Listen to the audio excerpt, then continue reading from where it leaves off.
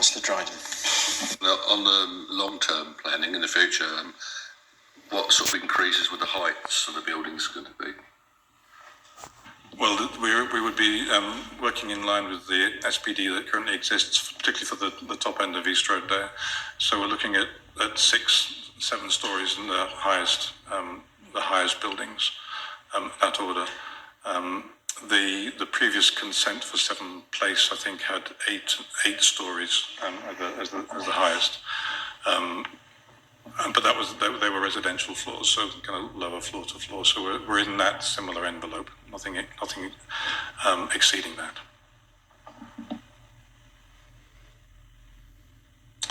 Come on, members. Questions? Yeah, I just want to say, can you say a little bit more about the sort of connecting routes and your vision for that? Because I think we're all aware that East Road itself is a bit of a problematic route in terms of your main connection point between the bits of the campus that you've been outlining. I don't know if you can say a little bit more about that, whether there are other improvements or other aspects of East Road that perhaps you would be putting in the mix to enhance and to improve that journey between the campus sites in the way the way it's broken up at the moment. Obviously, it's not that conducive, is it, in terms of the connection between the parts of the campus? Well, no, you're exactly right. It's not. I mean, obviously, there's a level that the university can do, and there's other things that we can't do. What we have in mind is beginning to think about where the pedestrian crossings are located and whether that can make a change to how people move around. The increase in potential planting, particularly tree planting. We know there's works associated with the Grafton Centre that will do some realignment of cycle routes along the top end of East Road. I mean, for the university, the primary traffic between the two nodes is on foot. And it's that experience that we want to focus on. So I think from the university's point of view, it's looking for any opportunity to partner with any development that happens in the interim along East Road to see what can be done to make it better. And certainly for the space in front of Helmore and the space at the head of Seven Place, the university will be bringing forward ideas to improve that immediate public realm. I think the biggest challenge, if Seven Place, which is the scheme that will be coming forward most quickly, is that car park exit from the Grafton Centre, where there's a little kind of labyrinth of vehicular routes which are demarcated by little islands, and as a pedestrian you have to kind of jump from one to the other to get into that end of Seven Place. So we've got some initial ideas about what that might be, and we did rehearse those with Leonie and with the urban design team from the city. And so I think that's one of the biggest opportunities to make that journey better. But as I say, it's going to be a question of partnering and looking for opportunities as they come forward to make it better. It's not going to be difficult to make it better, but it needs to be made better. Great, thank you. So I've got Councillors Smart, Bennett and Hora. So Councillor Smart.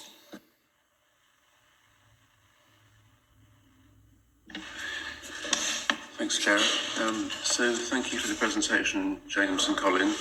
I've just got a few points, not all questions, to skip through.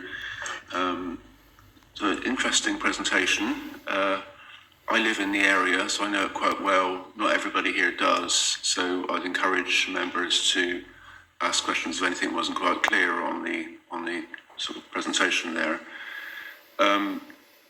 So the framework master plan thing was interesting. So I wonder if, and I've got a few questions and points here, whether you're going to bring a master plan forward in the future. Only we do tend to like master plans to make things clear to us.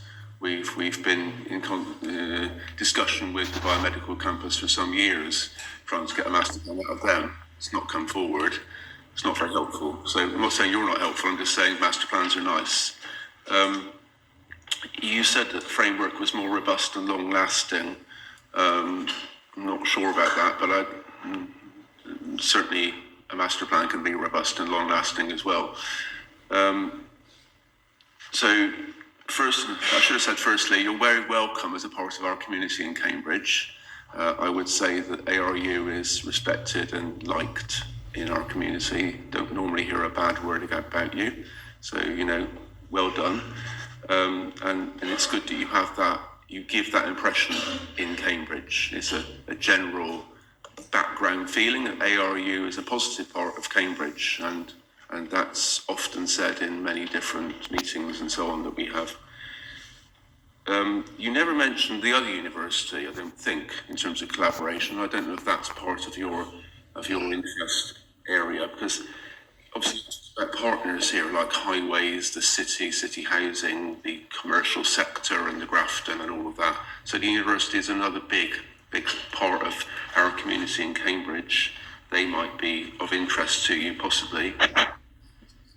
Just in terms of the way you laid out the maps there, I mean, as I know the route well between the sites, and you have that, you have those connections along East Road and other places across the city, that from your main campus to other places.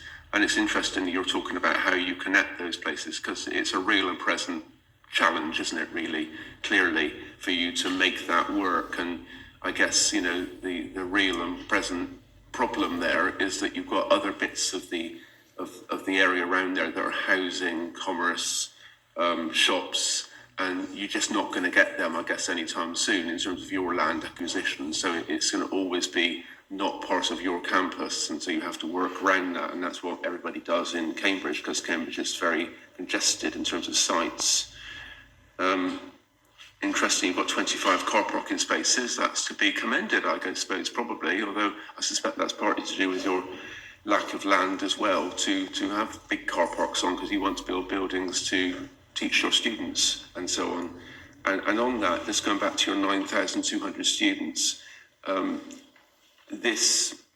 what you're presenting today, and in the context of Southend being closed as a outlet of Essex University yesterday, I presume that you're planning to grow your community of students as a part of this framework, because it's going to have to be funded, and I'm presuming that's the way it's going to go. So you never said that, but that might be worth clarifying.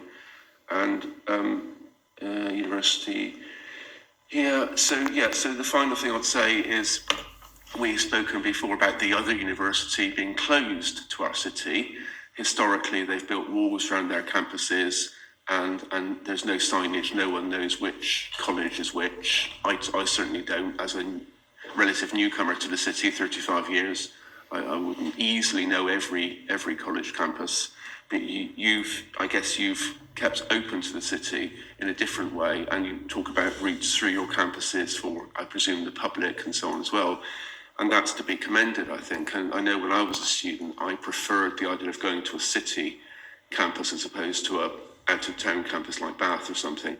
And I think that's a good way to go. And I think, if you can highlight that and work on that, that will build a better city, both for us as non-ARU students, but also for your students too. Thank you.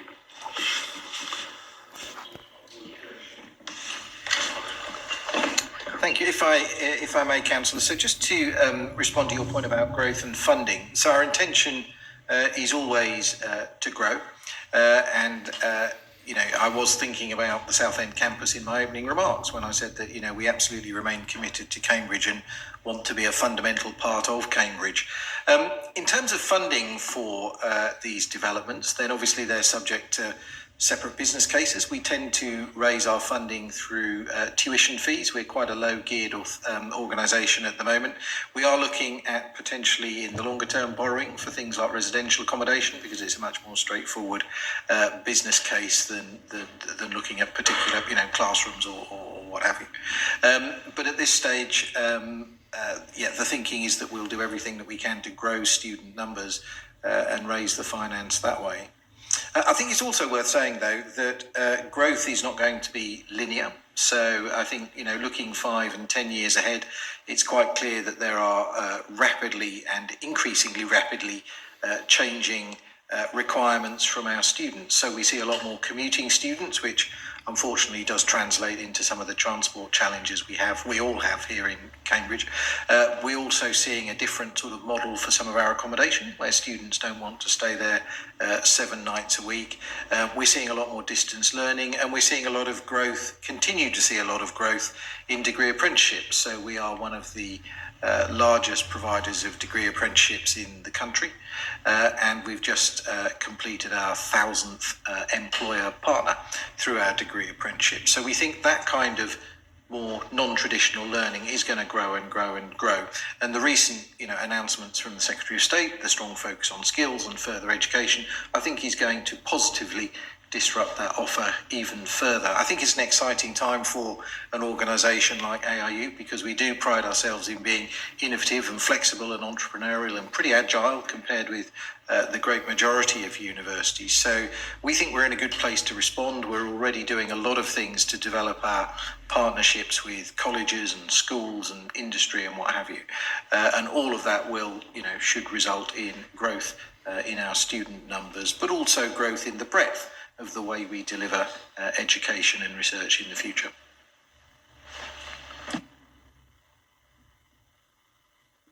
Yeah, I was just going to touch on, Councillor Smart, the status of the development framework document. So what we've presented to you this morning is, the document itself it's over 100 pages long, so it is a comprehensive document.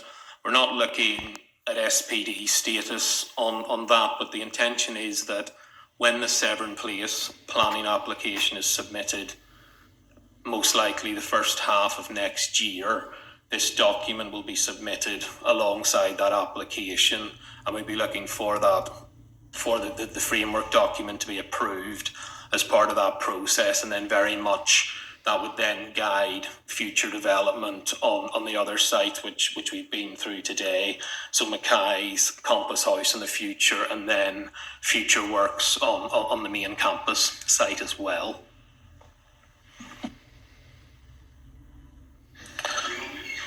And just address the master plan versus development framework discussion. It's really more kind of nomenclature. It's all about words more than anything else. I mean, we could call this a master plan, and it is a master plan. It has all the elements within it, and the level of detail that you'd expect to see in a master plan, Martin. But we decided to call it a framework in order that we hopefully make it more meaningful, because we've had instances in the past where master plans, when they're very specific particularly about building form and building shape, they are not relevant when those buildings become to be developed, and therefore some people think this doesn't need to be referred to as a document. So keeping it not loose is the wrong word, but less specific in terms of the built form is why we called it a framework as opposed to a master plan. Great, okay, I have next Ward Councillor Bennett, please. Thank you very much, Chair. I have one question and 2 comments. So my first question is, do you have a feeling for how much student numbers will rise and what the travel area for your commuting students will be? And my comments are, the Wall of Death roundabout at the top of East Road, which you referred to as a problem. I'm not sure you're aware, but there is an alternative plan to keep the underpass as it is and turn it into an art and community centre. And I just wondered if you're aware of that plan and had factored it into your design. And the other comment, which relates to my question about student numbers, is it's very praiseworthy to be a low car parking site, but we do have some nuisance parking from your students reported by Coldham's Lane and New Street residents. And we wonder if you are anticipating a lot of new students coming to the site, whether you can provide them with some travel plans and travel advice, because it's not difficult to use the park and ride and catch a bus to Anglia's main building. Thank you.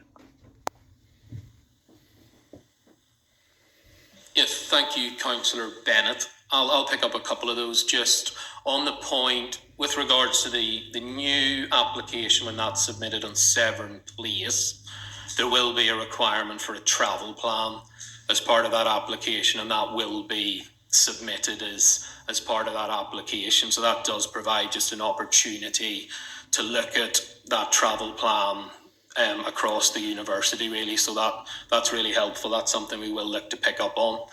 On then the roundabout proposals, we are aware that there are a number of options there, and I think it's linked to the point Colin made about this sort of framework plan. It will be evolving over the years and things, and at this stage we're unsure what approach for that roundabout will be adopted. And what we have included, as we mentioned, was the improvements at that top end of East Road that have been introduced as part of the Grafton Centre proposals. So we've also been engaged with Highways, and we are looking to meet with the Transport Assessment team to discuss things further as well.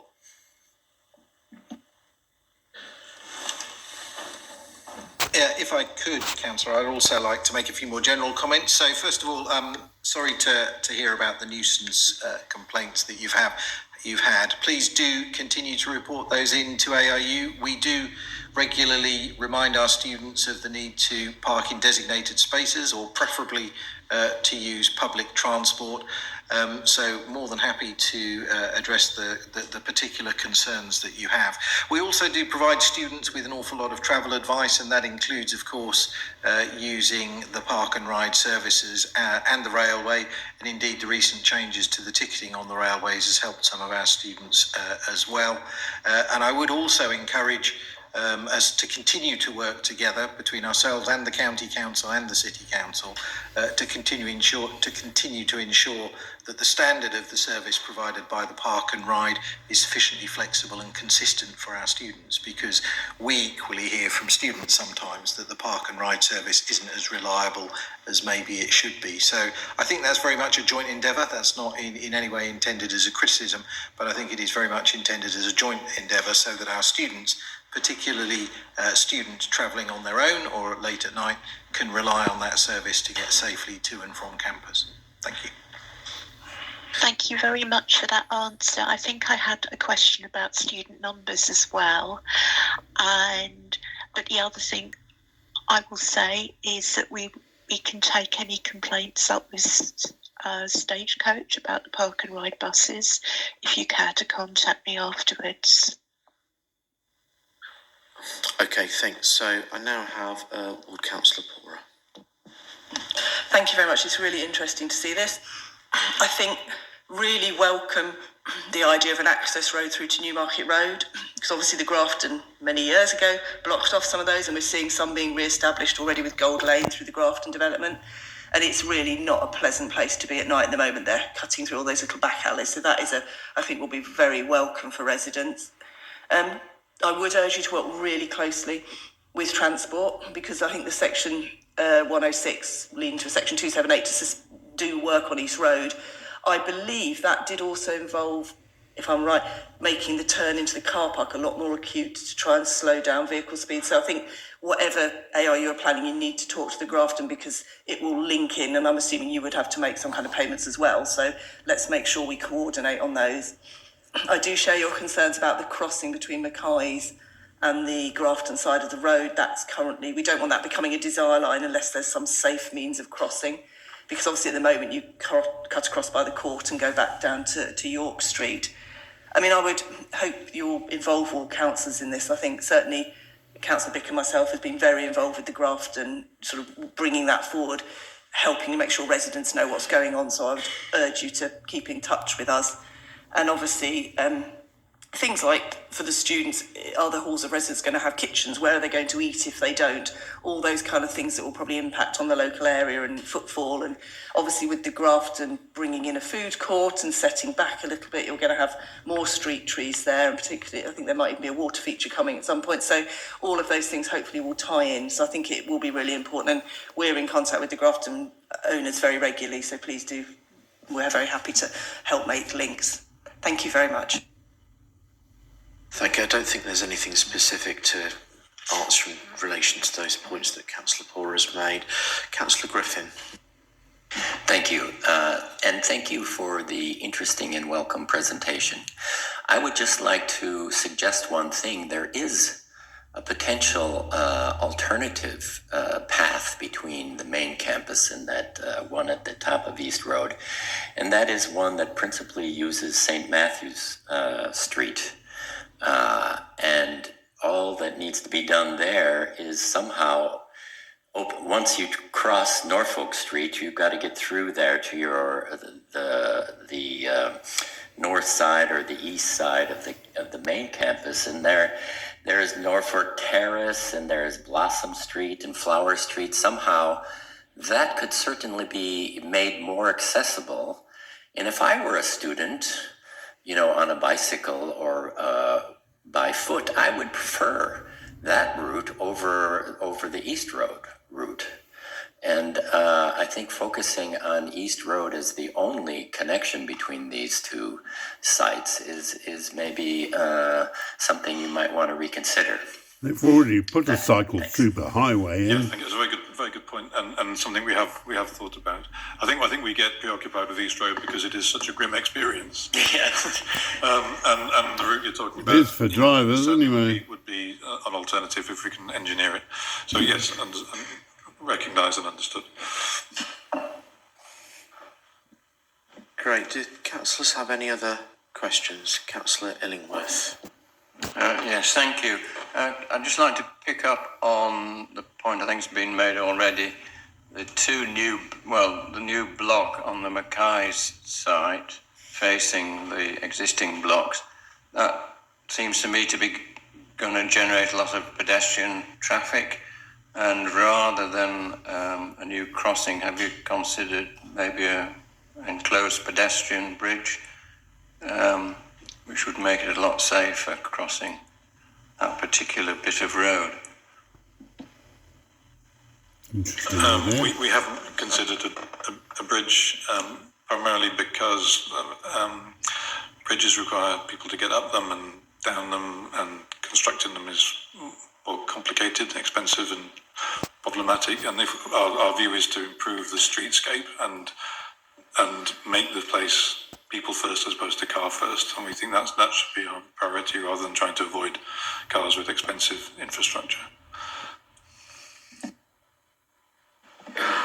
Councillor Smart. Thanks for letting me have another go, Chair. So I've got about three things further to say. So just to pick up on Councillor Griffin's point there, I guess your East Road proposals are related to potential improvements to East Road in the future on the highway with cycle lanes and pedestrian pavements and so on should be improved, I guess. What more? I think Councillor Griffin has a good point there about how one gets through back streets, and that can be a good route as well. There's no done deal there, I don't think, in terms of what would be the best way. The main point I was going to make was appreciate your creative Corsa isn't on the table today, but it's part of the whole deal in terms of what you're proposing in the future. And I am a great supporter of the arts and creativity generally. In Cambridge as a city, when I came to it, seemed to me and still seems to be a very technocratic, scientific sort of place, largely driven by the other university. And it seems to me that, in terms of your heritage and where you came from, that the arts and, as an art institution, you can certainly push there in terms of having maybe a gap in what is provided in the city and what can be seen to be a component part of what Cambridge as a city can give. And that leads me on to my sort of adjunct point, which is that when we were first talking about Hartree some years ago, I made the point that, you know, we really could be thinking about work, live spaces for artists and makers in Hartree, and there have been setups in London which have done that very successfully, very commercially, where artist spaces have been coordinated with living accommodation for people and artists too, and that's not directly related to your student number, I guess, but I did wonder whether, and I say this sort of, I don't really want to say it because I want Hartree to succeed, but at the moment it's not succeeding in the way it was planned to succeed. But whether Hartree or the northeast Cambridge area might be another area of possibility for you as an institution, because there's obviously it's up in the air now what happens with those series of sites around that area, and whether that might be a possibility. But that was it mostly, I think. Yeah, that was all my points. Thank you very much, Darren. Yeah, could I come back on those, Councillor Smart? Yeah, thank you. That's really helpful, actually. I mean, Cambridge School of Art, which still exists, actually has quite a substantial community footprint already, and we think, the investment we're making now, plus the potential longer-term investment that you referred to, the Creative Quarter, really gives us a great opportunity to step that up a level. It will be better for students, it will be better for partners, but it will also be give us a much stronger platform to improve and develop our community networks and our role as an anchor institution. So we already have a huge amount of porosity, going back to an earlier comment about the campus, and one of the big attractions of our campus is the engagement with the Cambridge School of Art, from school children right through to adults, both during the week and at the weekends. So, as I say, the Creative Quarter gives us an opportunity to really just reinforce and develop that. The work, live spaces, yes, I've dealt with those in previous existences, and they are absolutely fantastic, really, really great, particularly for artists who are setting out in their careers. We'll have a look at that, we'll have a think about it. I would just sound a slightly cautionary note about the amount of space we have on our campus, but we'll certainly have a good think about it because it's an important point. Thank you. Thank you. I can't see any of the members with their hands up. I'm going to use Chair's prerogative to ask a question on a topic that hasn't been asked, then I think is relevant, and that is one around whether or not ARU is thinking about a heat network here, given the campus is expanding. What is the approach in terms of energy use going forward? There are obviously opportunities here to better how energy is delivered currently. Yes, thank you, Toby. So we've done an awful lot of work already on successive refit phases. Sorry, that's not quite as easy to say as I thought it was. And we've done an awful lot to deliver on sort of what might be described as the easy wins around our carbon emissions. We're working very closely, and we are one of the sort of founding members of the Cambridge Heat Network, and we're currently exploring with that team the feasibility of extending the network along East Road. The discussions are pretty advanced. We've just been through another series of briefings. We're looking at the business case at the moment, and if we think we can make it work from our end, and if we think there's the appropriate share of risk and what have you, which is always an issue with decentralised energy networks, then we'll move forward, because it's a big step forward for us. It will really move us up, a number of steps in terms of reducing our carbon emissions. Far more cheaply than if we tried to retrofit any further the buildings we've got at the moment. So yeah, we're looking at that. The heat network does not extend as far as Young Street and Compass House at the moment, on the Newmarket Road end. So that at the moment is something we are still working through, sort of more conventional means, and we'll see what possibilities are available there too. But yeah, we're certainly a big supporter of the heat network. Great, thank you. I can't see any other members wishing to speak, so just to say thank you to ARU and team for coming and presenting to members. I expect as the plans developed, we may well see you again, but thank you for coming and presenting the framework as it's emerged. So we're now coming up to 11 o'clock. I suggest that we take a 15-minute break, convene back at 11:15 to hear the Bateman Street application. Thank you.